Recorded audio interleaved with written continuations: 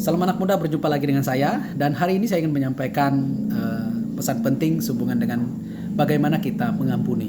Karena kerap kali, baik itu anak muda maupun jemaat secara umum, susah untuk mengampuni. Bahkan seringkali kesalahan itu disimpan sebagai senjata untuk muncul pada satu saat kelak sebagai bom waktu. Nah, sebenarnya Tuhan mengajarkan kita untuk mengampuni.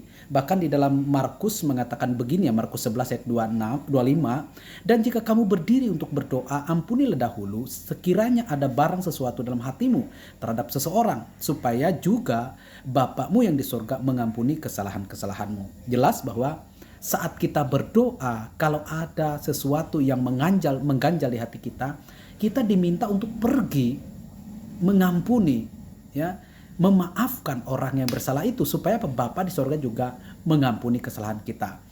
Ada kata-kata penting sehubungan dengan pengampunan. Berkata demikian, tidak ada kedamaian sejati tanpa pengampunan. Tidak ada kebahagiaan sejati tanpa melepaskan dendam dari hati kita. Ketika kita memaafkan seseorang, memang itu tidak akan bisa merubah masa lalu yang pernah terjadi. Tetapi kita bisa membuka masa depan yang lebih baik.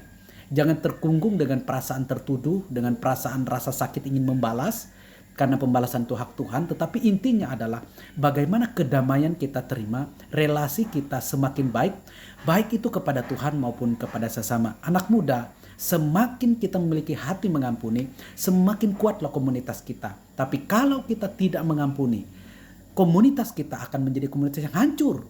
Kita akan cari-cari orang-orang yang bisa memahami perasaan kita. Tapi kita tidak pernah memahami perasaan orang. Tuhan ingin supaya apa? Kita mengampuni. Supaya Bapa kita di surga mengampuni kita. Jadi kalau soal relasi, Tuhan ingin kita yang bertindak. Tapi kalau soal keselamatan, pengampunan istilahnya kepada Tuhan, itu Tuhan punya inisiatif sendiri. Supaya apa? Kita punya relasi baik dengan Dia. Tapi untuk dengan sesama, Tuhan membutuhkan kita supaya kita membangun relasi dengan baik. Dengan apa? Menerima orang lain dengan apa adanya, lalu memberikan hati yang mengampuni. Kiranya Tuhan memberkati kita. Shalom.